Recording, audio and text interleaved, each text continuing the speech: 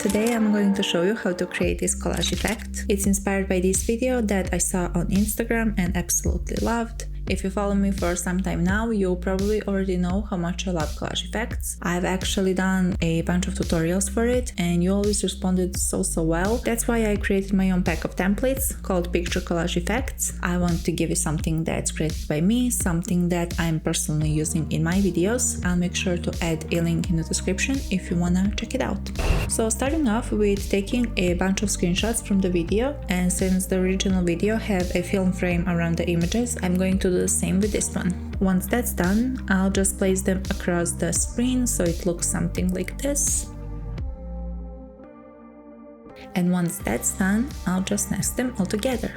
As you may have noticed, I left the space in the middle just because I want to add a actual video in there, so I'll just add a frame above the video and nest them together. Then I'll place it right here in the middle and just resize it so it fits the rest of the images. Okay, next I want to add two images, put them together and capture it. And I'll do the same for this, just instead of image on top, I'll add a video and nest it together.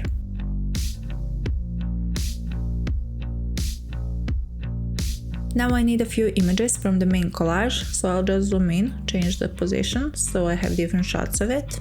Alright, I wanna add these three images first and let's make them 5 frames long. Then I'll add the one with the video and image together, and after that I'm going to bring the main collage right next to it. And I'll just take a couple of more screenshots from it. So again, I'll zoom in, rotate it a bit this time, and just move the position from left to right. Okay, so there are 4 images in total, and I want to change the color to black and white. And for the final touch, I'll apply lens distortion on the main collage and I'll change it to 15.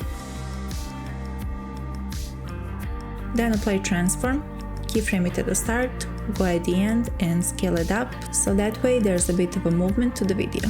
And of course, I'll change the shutter angle to 180. And we're done! Thank you so much for watching, I hope you enjoyed this video and I'll see you in the next one.